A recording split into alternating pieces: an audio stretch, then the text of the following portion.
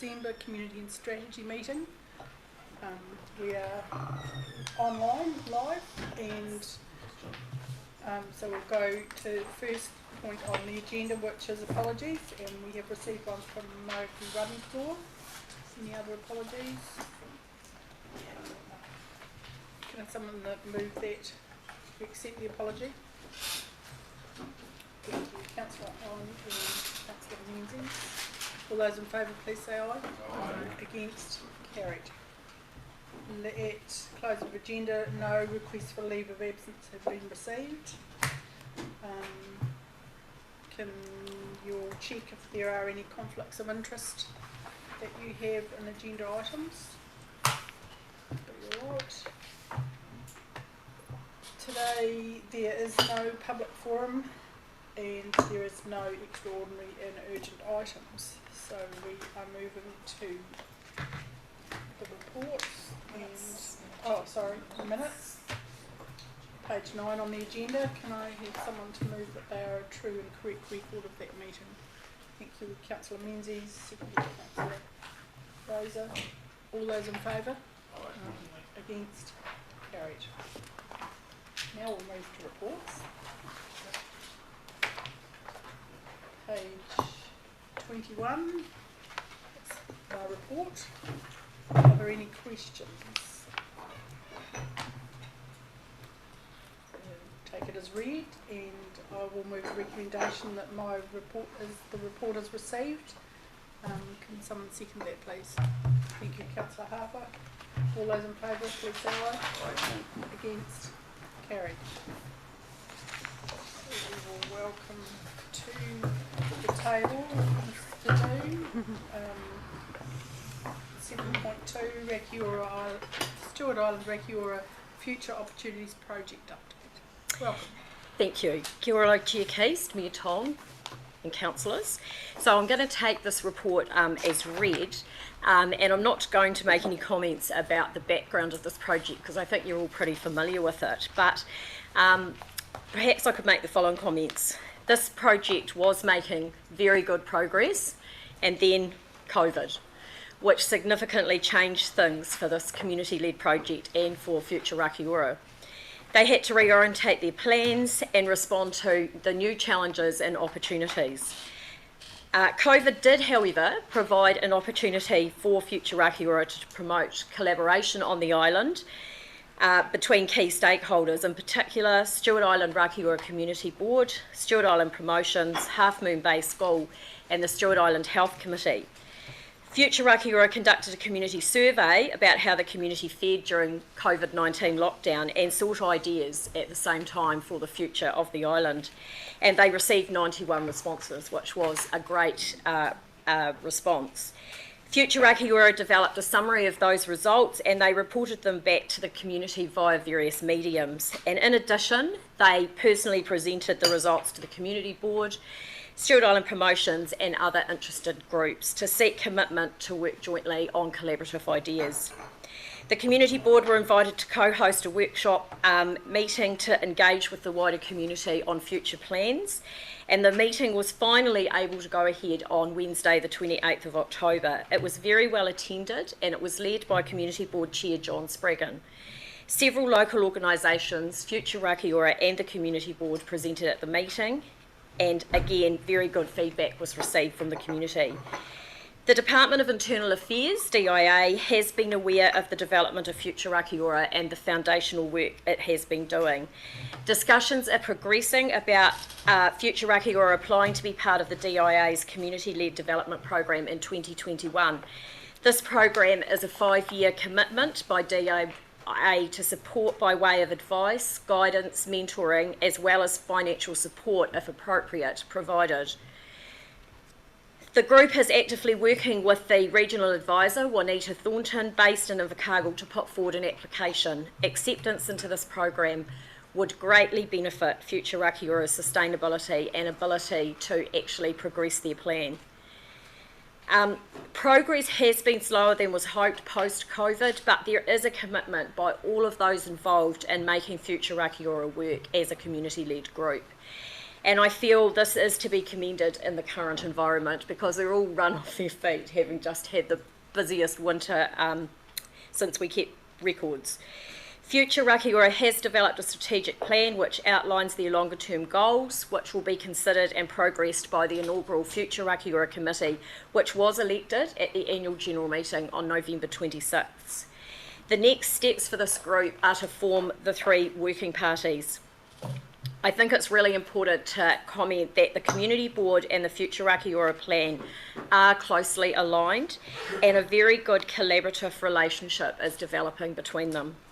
We should remember, of course, that Council and the Community Board are 2 of many stakeholders that are involved on the island, and that Future Rakiura is a community-led group.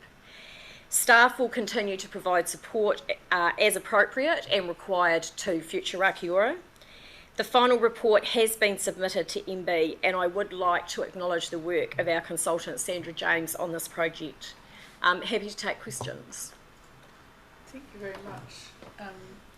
Yes, it's a real positive outcome from the recent developments over there, and so it's great to see and understand that the Future Leaders program that the Chambers was involved with this will be run in other areas of the district as well. So we can but hope for such good results, really. Yeah. Any questions? Not a question, but just a comment of encouragement and the enthusiasm that they have. And a great example of other communities picking up that pattern and doing something similar. So we struggle to get enthusiasm in some places. These people have got it, so to be commended really. All the participants as well, and Karen's enthusiasm as well. Thank you. Thanks. Any other questions? Mr. Cagle. Through you, Madam Chair, just want to reiterate Councillor Ford's comments. And I know Mrs. Padu's probably understated her role in this, but I just wanted to acknowledge her role to this meeting, in both from an enthusiasm perspective, but also knitting the threads together of those multi-agencies, and just wanted to thank Mrs. Padu for that from a council perspective, in terms of, for want of a better word, passing the baton over to the community, which is what community-led development is all about. And the other thing I'd say is, Councillor Ford, I think the community itself needs to be commended for how they have picked this up and actually worked through a number of the issues amongst themselves, for themselves and by themselves, which has shown a maturity which I don't necessarily know we probably could have said 5 or 10 years ago. So I think that's been really an effective and positive observation as well. So thanks to all parties. Yeah, thank you. Ka kite no. Certainly echo your comments, Mr. Capel, and it was great to see the ages of some of the people that participated. Yeah. So it's fantastic. Yeah. Thank you. We have the recommendation on page 25. Would someone like to move that? Thank you, Councillor Ford. Seconded, Councillor Menzies. All those in favour? Against? Carried. Thank you. We now move to 7.3, page 81. Welcome, Megan, to the table. Thank you, Councillor Keys. Good afternoon, councillors. So the purpose of this report, we are at 7.2, is just to update the committee regarding the allocations of the Stewart Island Visitor Levy Subcommittee. So I do apologise that it has taken this long to get to the committee. The decisions were heard on 30th of June, but just with the handover of the funding stuff from Mrs. Pagan to the community leadership team, there's been a bit of an adjustment. So it's pretty straightforward. Happy to take any questions. Thank you very much. Yes, it is much letting you know what was decided by the committee on the day.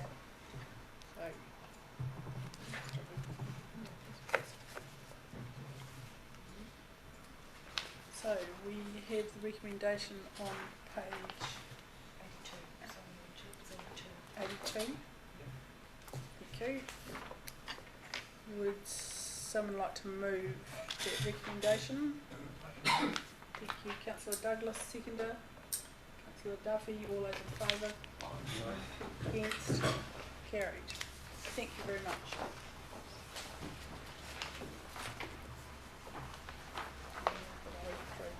Item 7.4, Madam Chair. Page 83 in your agenda, the social wellbeing indicator report. No, another Shannon. This is all. Hello. Good afternoon, Madam Chair and committee members. I will take this report as read. The purpose of the report is to provide the committee with an update on the COVID-19 recovery and associated social indicator statistics. This report is largely sourced from the COVID-19 Ministry of Social Development, or MSD, website, and provides statistical information showing Southland as a territorial authority, regional tourism organisation, or region, and it's generally in comparison with New Zealand. It's a snapshot of how Southland communities are doing during the COVID recovery period. The MSD data for the COVID-19 income relief payment within the Southland District peaked in August and has since dropped in October to 37 people. The all benefits figure within the report that is reported on a quarterly basis shows that there's been an increase for Southland District between the March, June and September quarters. In regards to the tourism data, this suggests that Fiordland has been disproportionately impacted by the loss of international tourists due to COVID-19, and that came on the back of the February 2020 flood event, which closed the Milford Road and track. The MSD data does not show the ongoing impact on businesses, and the upcoming summer season will be critical for businesses, especially tourism operators. I'd also just like to note that Great South has recently appointed a Fiordland Employment and Resource Planner in response to the significant impact of COVID-19 on employment in Fiordland, and particularly the tourism industry. And this role was established in collaboration with MSD and MB, and its purpose is to identify and implement redeployment opportunities within the Fiordland community. This report is intended to be presented to the committee on a 6-monthly basis, and I'm happy to take any questions, feedback or suggestions that you may have. Thank you. Certainly lots of interesting reading in there. One of the things that I noticed was that all benefits figure on page 99, I think it is. Yes, 99. And how it's slowly been tracking up since over the last 4 years, the unemployment rate, so, or benefit payment rate, so, yeah, interesting. Any other questions? Councillor Duffy. It's not a question, Chair, I just think it's a very good idea to do this 6 monthly, as this is going to roll out over time, and so it's valuable information. It'll be interesting to see what changes from now to 6 months' time. Absolutely. Councillor Coleman. Yeah, thank you, Chair. Just looking at the stats, the occupancy rates and so on, just clearly indicates pretty significant implications of COVID-19. I'm not sure whether 6 monthly is sufficient, but we should do it, let's say in March, because the messages that are coming through is that the majority of business operators are hanging out after Christmas and see how they go. And it is anticipated that the middle of February, beginning of March, is crunch day. Because that's when the holiday period is over. Most of the travellers will go back home and go back to work. And there'll be less people travelling around New Zealand itself. So I think we'll see a dramatic change come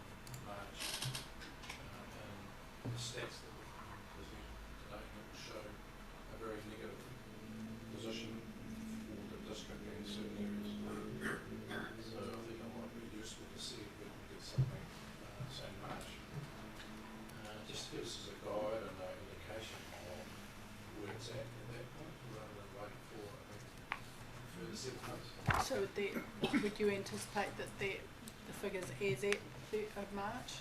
Because this is as at September, isn't it? So That's how? what I was saying of December, but a bit long. So through you, Madam Chair, if we presented on the 23rd of March 2021, we would be able to get data pretty close to the end of February.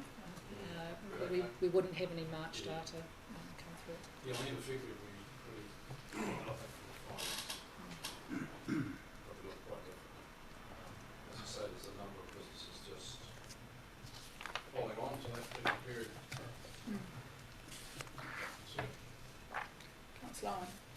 Yeah, one thing that sprung up for me was the special needs grants for food seemed really high for Southern Region, particularly when you compare it on a per population basis compared to somewhere like Auckland, and maybe that's a signal that there's something significant changing here that we need to keep an eye on. It's probably a statistic that if you're looking at homelessness and things like that, probably quite hard to quantify, but this is a very clear stat that looks like it's increasing quite substantially, and yeah, I'd be interested to know what's going on behind that, because it does seem very high Yes, for a population size. the job seeker one went down, so which made me think that there's more people maybe.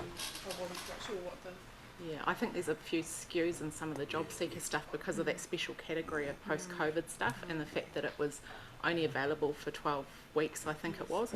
So there might not be more people applying because they're not eligible to apply. They've run out and now they're in trouble times and they're going for food grants and stuff. So You're quite right, Councillor, and the other part of it was from inquiry was that a lot of people couldn't get out of their homes to actually go and get groceries, so they applied for food grants as well. So it's not only because they couldn't afford to, it's because they couldn't get out to get them. Councillor Scott. Just a question on the data quality. I noticed that Southland's got 2 out of 3 stars, whereas New Zealand's got the 3 stars. Do you know the reason why it's sort of lower on page 88? Yes, through the chair, no, I'm sorry that it didn't elaborate on why the ranking was as it was.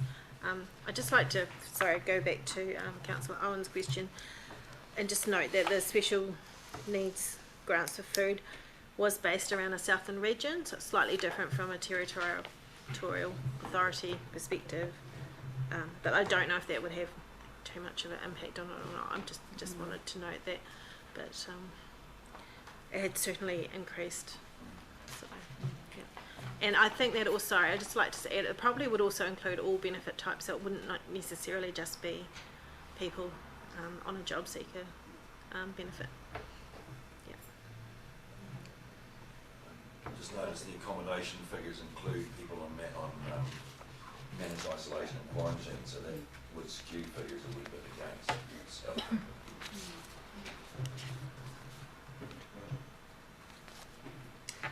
Through Madam Chair, there's a lot of information that sits behind some of this data, and it's whether or not the committee would like to see a little bit more detail coming through, or would you like to continue to see the level that you're seeing at the moment? We can provide a little bit more explanation if that would be useful. Anybody got any comments on that? There's probably some of the background to some of the indicators that maybe in the next report that are different. Maybe if there is any official explanation for it, a background commentary around that would be good. That's Rowan. thank you. I think probably where there's outliers where it seems like we are, not performing as well, there's big differences in terms of Southland proportionate to the rest of the country population wise. I think that would be worth delving, like you suggest, delving a little bit more into, is it an Invercargill thing or is it a district wide thing, so we can get a bit more of an understanding. Councillor Croman. yeah, thank you, Madam Chair. Just wondered if there's a possibility to actually record the number of businesses that are closing or through a period of time, because I think that's a pretty good indicator of the economic impact. That's possible. It's certainly an indication that there's going to be a number of businesses that will close their doors since the end. And it'd be good if you've got district-wide or location.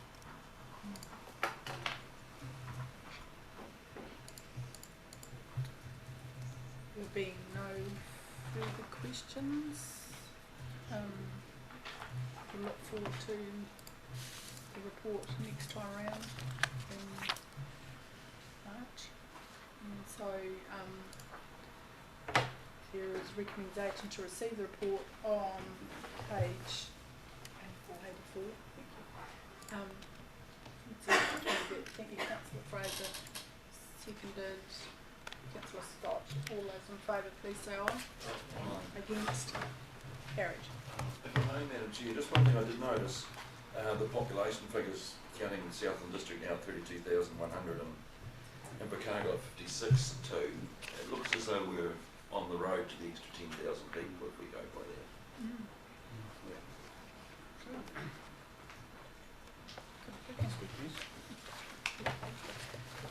Or does it have all my job? Housing.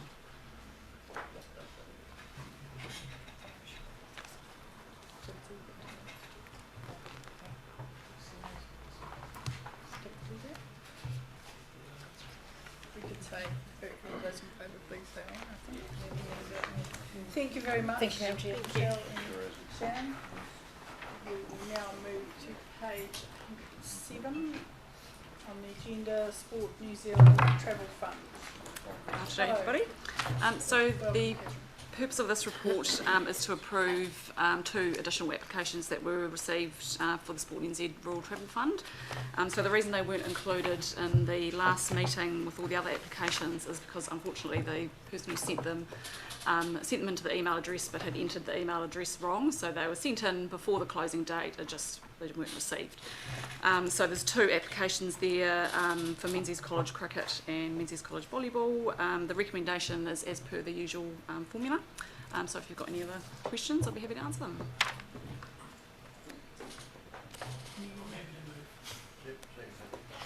Thank you, Councillor Douglas and Councillor Harper.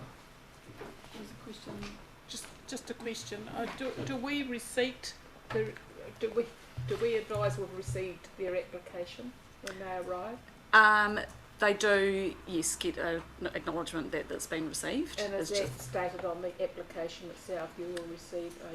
No, I don't think it's stated on the application. So it might help to do that for next time if they don't get a receipt and they know it hasn't gone. Yes, yeah, because I think part of the problem was they didn't receive something back saying that they'd entered it wrong or that it had bounced back. So, but if they know to expect it, then they know it exactly, hasn't yeah. gone. Yeah. Usually you would get something. So we had a mover and a seconder for that. All those in favour, please say aye. Aye. Against? Carried. Thank you very much. We move on to South of Murihaku Event Strategy 2020-2025 on page 111. Welcome back. Thank you, Chair Case. I'll take this report as read. And the purpose of it is to consider whether you endorse the South of Murihaku event strategy or not. Prior to COVID, an audit was undertaken by Great South, and this provided key insights into the sector and allowed a strategic assessment of current and future opportunities. Events can be looked at from different perspectives. They contribute to the quality of life on offer in the region, and they play a key role in attracting people to the region to both live and visit. Post-COVID, more than ever before, they are highly valued because of their role in driving and stimulating domestic tourism and therefore a need for alignment with overall destination development and attraction activities. This strategy reflects a regional commitment and desire to maximise the benefit of events in the region and our communities.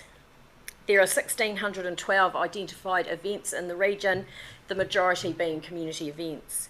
It has 4 goals: to attract, retain, grow and enhance sustainable events, to maximise community wellbeing, encourage excellence in event management, and to provide a balanced events calendar. I'm happy to take any questions. Thank you. Questions? Councillor Cromer. Yeah, thank you, Madam Chair. I think it's absolutely worthwhile. I think the support for economic recovery, the key aspect of these events throughout the district, and it doesn't matter where you go at the moment, people talk to throughout the district. That's certainly something that everybody is looking forward to. Significant events that probably should. Thank you for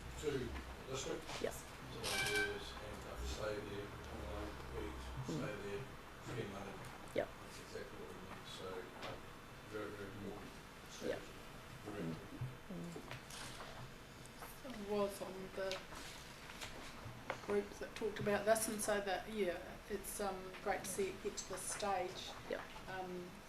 The list that is in the strategy that you see there is merely a sample, because as Mrs. Peru said, there was 1,600 of them, so the page was going to look a bit cluttered if they were all on there. You could never say there was nothing to do, really. The big thing is about getting the word out there so people Yep. coming to the district and in the district know what's on in advance and can organise themselves around it. So I see that the calendar part of that will be a key Yep. role as well for people organising things, to know when to put it on so they're not clashing with other things maybe, or that they're complementing other events. So yeah, that's good. One further question on that. Do any of these events qualify for the STEP? Is that being accessed through? My understanding is that that funding is for new events. I'm pretty sure it's for new events post-COVID. I'm not 100, I can check out, check that out, but There is a funding stream there that yeah. They were certainly working to look to make sure that where it Yeah. could be applied to. I think it can be, I shouldn't be quoted on this, I think it can be used where there's something is enhanced, it's bigger, Yes. something like that, that's Yeah. going wider, so Yeah. Yeah. certainly Great South staff were looking to make sure that anyone that could be qualified for the assistance would participate. Correct. In it. Yeah, correct. So, there being no further questions, the recommendation is on page 112, and can I have someone move A, B, C and D? Thank you, Councillor Kramer, seconder. Councillor Menzies, all those in favour please say aye. Against? Carried.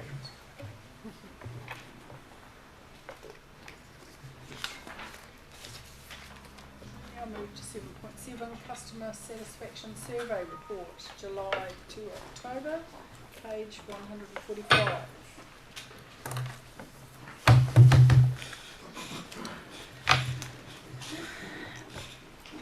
Madam Chair, Metong and councillors, my name's Sandra McLean and I joined the council team in June this year as the Customer Support Manager, so forgive me, this is my first time. Welcome. Today I'm going to be taking you through the results of our latest customer satisfaction survey.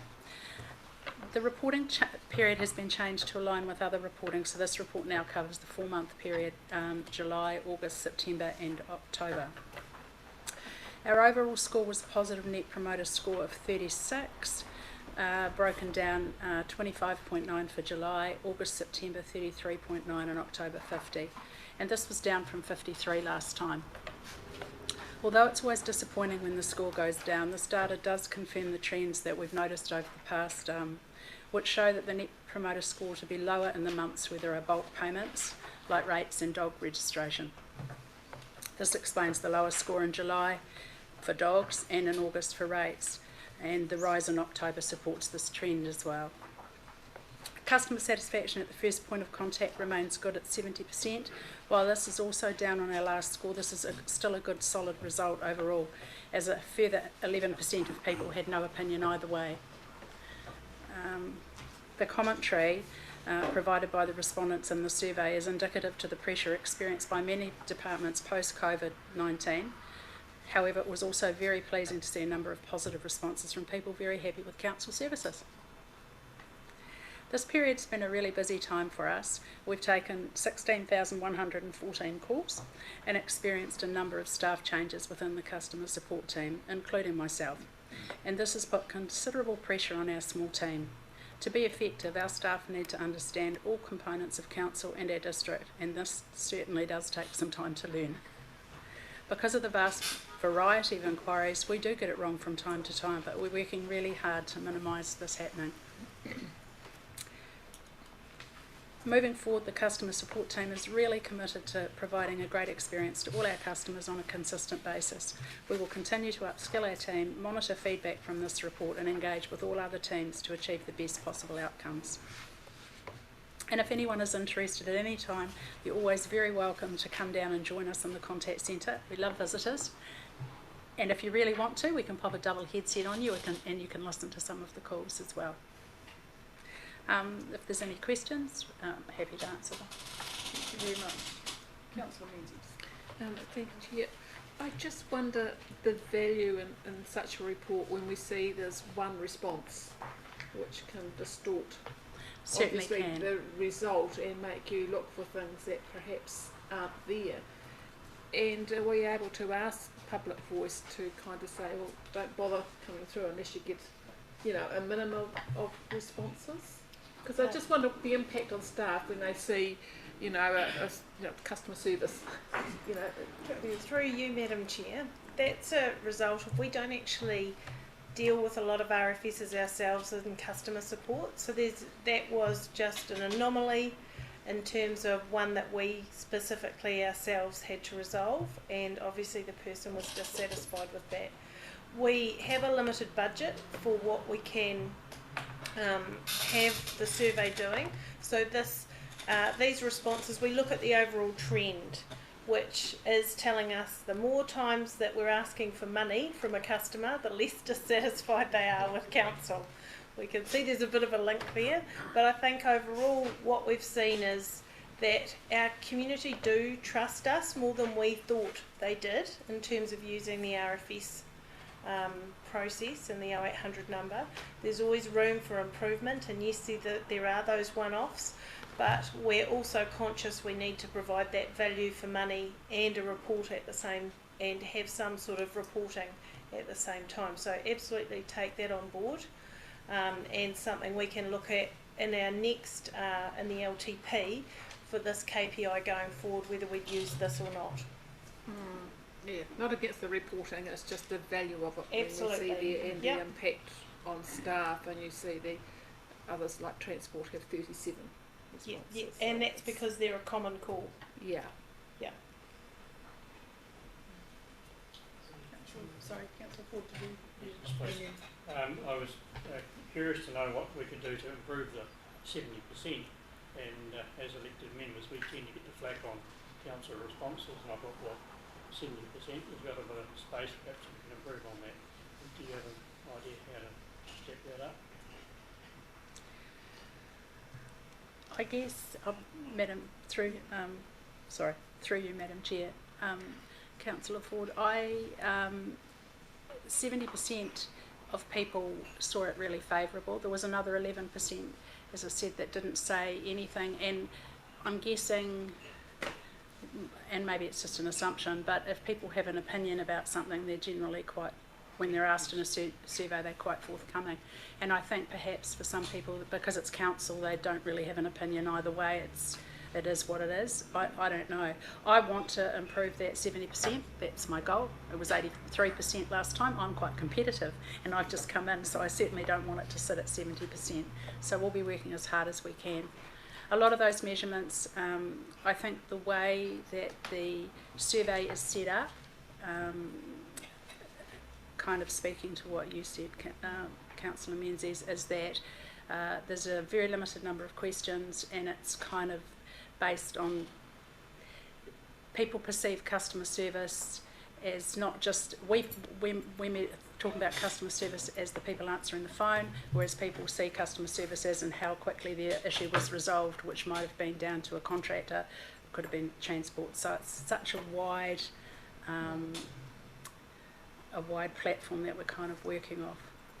And of course, and thank you for your response. Sometimes the contractor will not quite know who and where we are, and that's a bit of an annoyance to folks that they're not recognised. It's one of the ongoing challenges, isn't it? Certainly, Yeah. appreciate your intentions and you just want to go with it.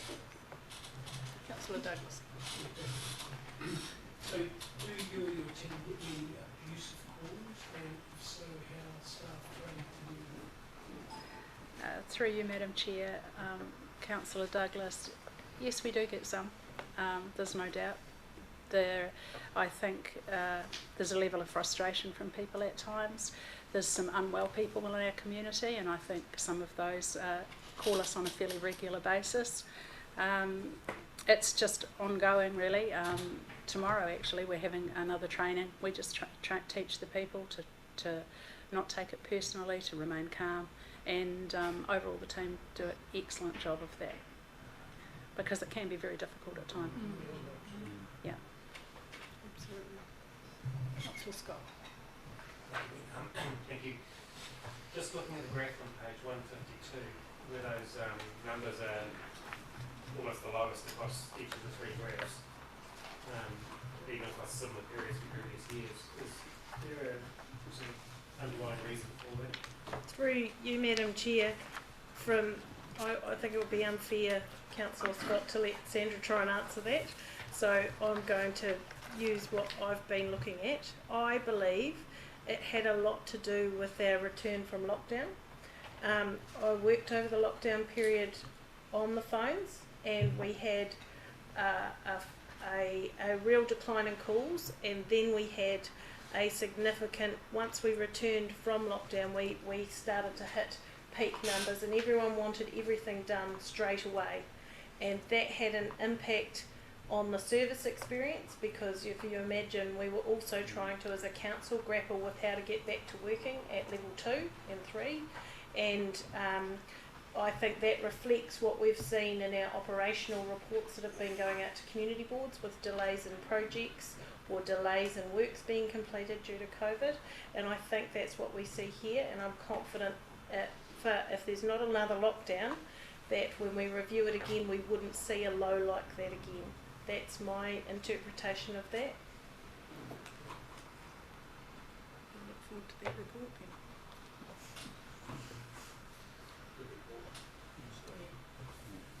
Thank you. Any other questions? If not, would someone like to move the recommendation that this report be accepted on page 145? Thank you, Councillor Ford. Seconded, Councillor Menzies. All those in favour, please say aye.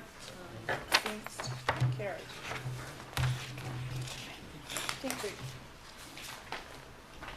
Welcome back. Hello again. Communities. So for this report, I am joined by Tony McNeil from Immigration New Zealand, who is hopefully on the line. He's waiting. Hi Megan, how are you? Can you hear me? Oh, Yes, we can. yes, hello.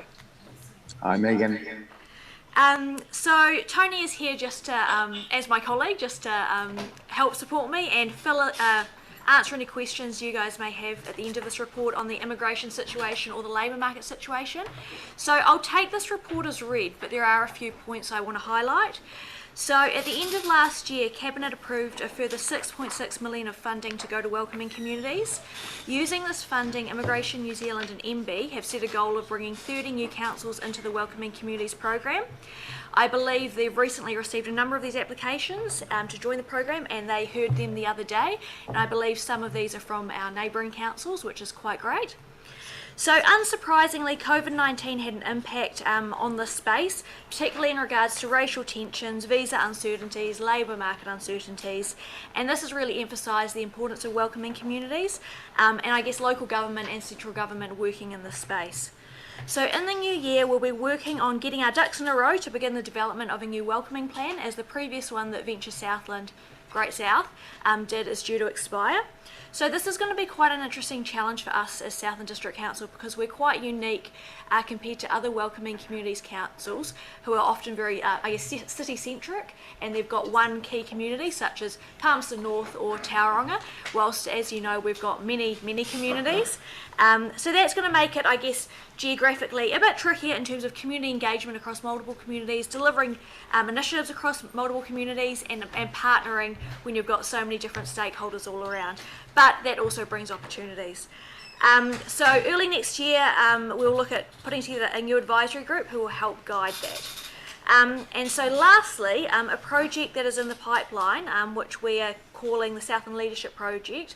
I've been working with ICC and Gore District Council on this, and basically we are modelling it off the success of Future Rakiura and what Karen has been doing on the island, and applying that to the Southland region.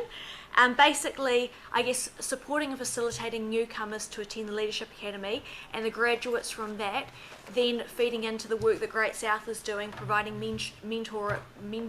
mentorship to newcomer startup businesses, and also provide a great avenue for us as council to engage with our newcomer ratepayers, which I guess historically we haven't been particularly great at doing so. But yeah, so Tony and I are happy to take any questions. Thank you very much. Questions? Councillor Menzies. Thank you, Madam Chair. Just a question about how, in doing the new plan, you might involve the community boards as part of that welcoming communities process, because it'd be great if they got to know the local community board in conjunction with the bigger animal of the council. Absolutely. And I mean, I originally envisaged that we would be, I guess, adding them as a community voice, but upon your suggestion, I think it would be great to bring them along for the ride and let them perhaps take a bit of ownership through the journey. But through you, Madam Chair, I think it will be quite interesting with community boards, because some will have different levels of buy-in in regards to the whole concept, and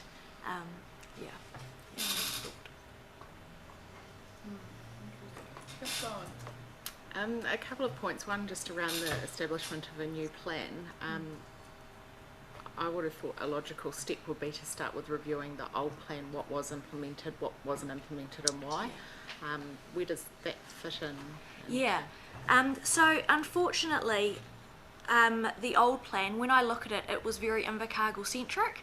And that's natural, because in Southland, Invercargill is very much our hub. So a lot of the initiatives were focused in Invercargill and Invercargill based. So when you look at it, I guess there are some things in there that have been implemented, a lot that haven't, but some that we can potentially take out and use for the new one. But a lot of it is not necessarily relevant to us, being a district council. And I think that's a really good point there, Megan, because obviously Welcoming Communities is 4 years down the track now, so we've had a lot of experience. So the beauty of this is that you can cherry pick things that have been done before that are fit for purpose for your district.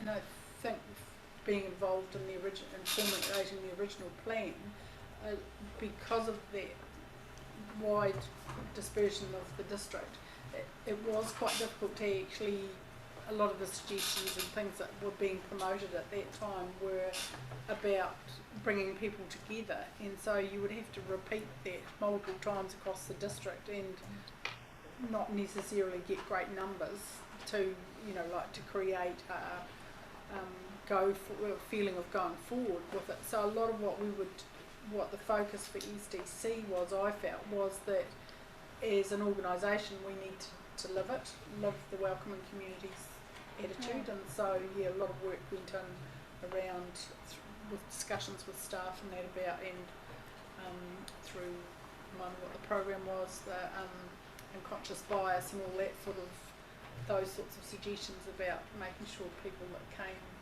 into this organisation felt welcome, so that we could practice that when we went out. So that was,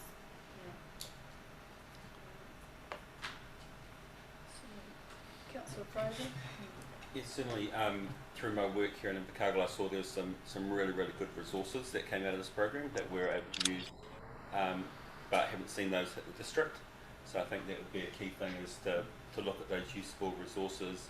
How do we get those widely spread around our community, and kind of take that next step, because it's not just about council being welcoming, it's about communities being welcoming. And I know personally I found some of that stuff was really useful for engaging in groups and working with, so definitely good resources to use and get out there. I just had another question as well, and it's probably due to a lack of my understanding of how the Leadership Academy is intended to work. I wasn't aware that there was normally going to be a fee charged, so that there's normally a fee charged for participants. Yes, so through your manager it's quite expensive. It's about, I think, $1,500 per participant for chamber members. So for non-chamber members, I do believe it might even be greater than that. So the Leadership Academy does cost participants. Comment, among our newcomers now, there's a lot of people from other parts of New Zealand, turning up in quite rural areas, perhaps with a very different scenario to where they've lived before, whether that be Queen Queenstown or wherever. So, so it's just important that, you know, they welcomed into the play groups and all the other things that are around. And that was an important part of it too, that newcomers, they were newcomers to Southland, they weren't just that when we talked about welcoming communities, it was for everybody, it wasn't just, you know, somebody that it was came by immigration. So it was important to actually accept for everybody to feel welcome.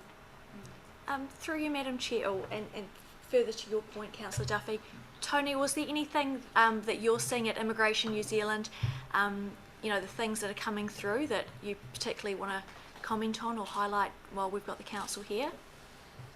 I think there's, as you say, COVID-19 has certainly changed the landscape, and for an area like Southern District area, obviously farming, food production is still a thing, and so people are still wanting staff to arrive. There's still going to be a desire to bring skillful people into New Zealand or move them from other parts of New Zealand. So thinking about welcoming communities was all born out of economic development. That was its ethos when it started, to identify talent that wasn't necessarily from your home country, and that's where it's landed now. But it's obviously got bigger than that. So for immigration, you know, we've got people who are hurting in hospitality and tourism. So now welcoming communities has taken on almost a more important presence as we look after people who are hurting, but we're also attracting skillful people as well. So now it's got even more importance, is my view, in relation to where immigration is sitting currently. That's what I'm seeing, Megan.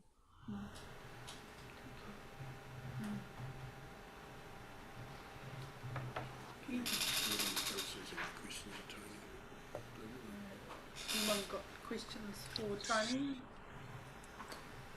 Any other questions? There being no further questions, we will thank you for the update, and thank you. There's a recommendation on page 165. Got my glasses on that. To receive this report, would someone like to move that? Thank you, Councillor Harper. Seconded by Councillor Douglas. All those in favour, please say aye. Aye. Against? Carried. Thanks, Tony. Thank you, guys. Take care. All the best. Thank you, Tony. Thank you, Megan. Now, page 1767, we have the Community Wellbeings and Strategic Issues Overview for November. Thank you, Madam Chair. I'll take the report as read, and just again highlight that this is the standard sort of, provides a bit of a smorgasbord of opinion pieces and views of various agencies and individuals across the country and across the world with respect to under those 4 wellbeing headings. There's a lot in there, obviously, again, that I'm assuming might provide some reading over the December-January period as well. But I certainly thought the Ministry for Environment and Stats New Zealand report was worthy of providing it in full for you as the attachment there. And also thought some of the other pieces and links around that whole environmental issues are going to be something that as a council we will be privy to and party to going forward, certainly in 2021. And it's something that while there are different opinions, and that's what I try and do, is provide a smorgasbord of different views so that we're not just seeing one side or we're seeing a variety. I think it's important we recognise that we will be party to some of those conversations 21, 22 and in the next 5 or so years as that evolves, and we have to be, which is good. And the other thing that I just wanted to highlight, following a wee bit on from the welcoming community stuff there, is looking at under that cultural wellbeing heading and the number of expats that are expected to be returning, and it's a matter of where will they be returning and what impacts will they be having when we think about housing and we think about land use and we think about pressures on infrastructure. Some of those things are going to have a flow over to what we're going to be doing and decisions that we're going to be making as a council. And finally, I just thought again it was a good opportunity with the end of the previous government and the formation of a new government to provide the latest information on the Provincial Growth Fund that was public and publicly identified there on the MB website. So it's there for everyone to see as well. So that was all. Just leave it at that. Thank you very much. Certainly the environmental one is having an impact on the community wellbeing. So I attended a meeting on last Thursday, I think it was, and they had Bernadette Hunt and the girl from Environment South and talking about those issues that come through with the National Policy Statement on Freshwater Management, and how people, the hit that it's taken to the well-being of people. You can still work through it, but it's the overwhelming amount of information and things you must do on farm particularly that some people are really struggling with. So thank you for that. Councillor, Mayor Tom. Just your comment about small report of information certainly is at the moment, and I don't think it's going to stop. I've had discussions with Mayor Tracy in the last few days about how much information is actually in front of our councillors and our communities, and it's you've got to be aware of it all, because there's not. I'm not saying there's a lot of non-truths out there, but just got to be very careful about what you read and what you understand and what you think of somebody else's opinion. And that's why I go to the local government New Zealand website at times just to make clarifications. You could just give me a yell if there's anything that's happening in your community or stuff you read that you may think is a wee bit wrong, because there's going to be a lot more of it come. Councillor Duffy. Thanks, Chair. I thought this was a great report, and that section on climate change, it's just so well written and explained, and I think anyone who didn't understand climate change, it's so well described there.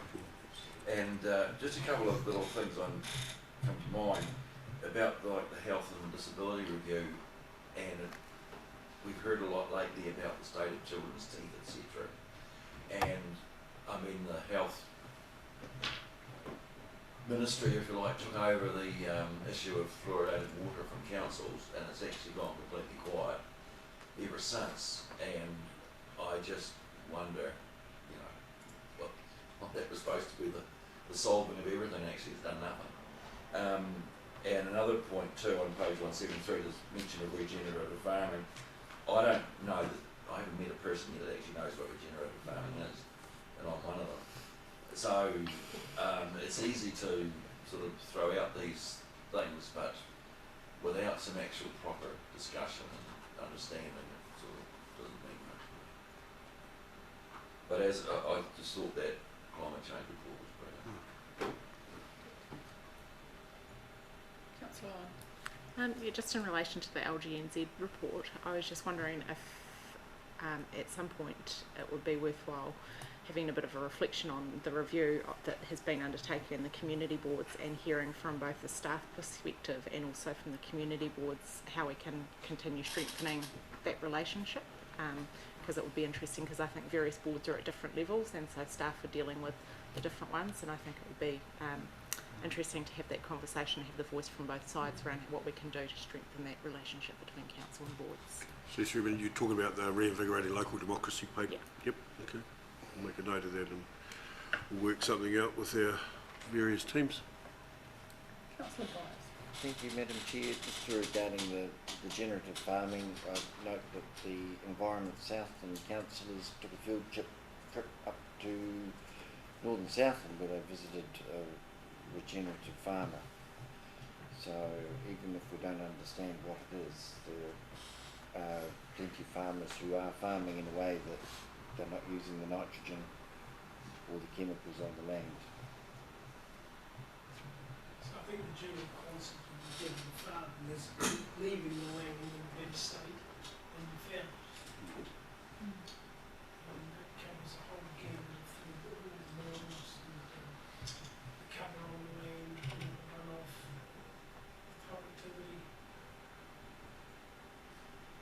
None of us would want to see what happened in the Midwest of the US back in the 30s, was it, when they continually crop land to the point where yields dropped significantly and the land lost its organic matter and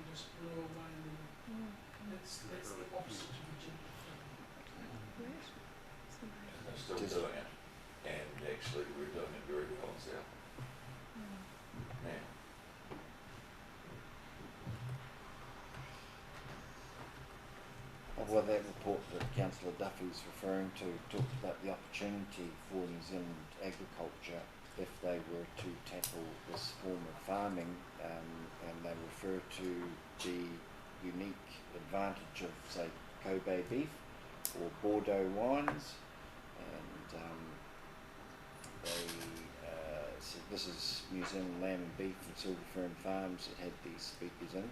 They're talking about the potential for New Zealand if there was a greater understanding around this regenerative farming. And I believe it's probably something that certainly the Environment South End did in preparing for the land and water plan. They did quite well with the physiographical mapping of the different soil types, which aids you in understanding what you have underneath your land that may, what it may do and what it mightn't do and what it would respond to. So it's a shame the one-size-fits-all national policy statement came in over the top in a hurry with rushed legislation that it sort of prevents a lot of innovative sort of work that could go on and would go on, because people want to make, majority of farmers are very conscious of leaving the land in better condition than what it was when they started. So. Yeah, and those nitrogen limits probably won't be an issue for the regenerative farmers, given that they don't. Just remember, it's not all about farmers, this is everybody's responsibility. Oh, absolutely. Well, that's right. We're not tackling the way we manage our assets in a responsible way, trying to leave it in a way that leaves the soil better or the water better. We can't wait to get the sprays out there.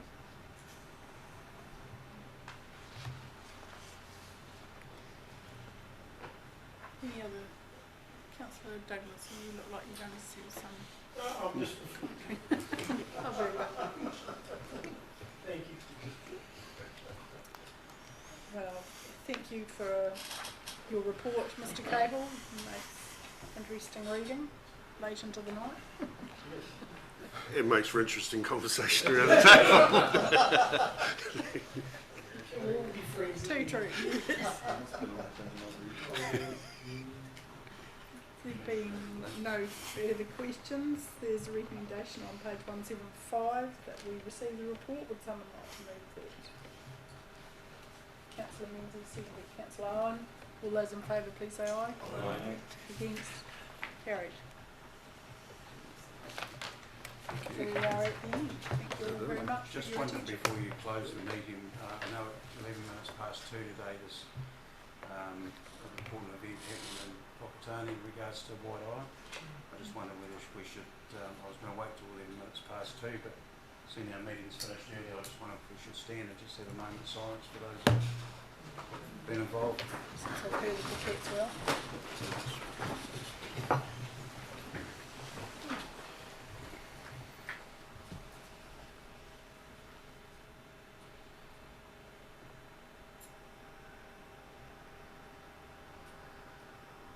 Thank you, Chair.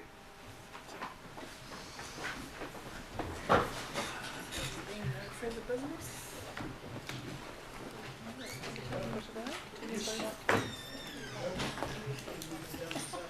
No, it was after.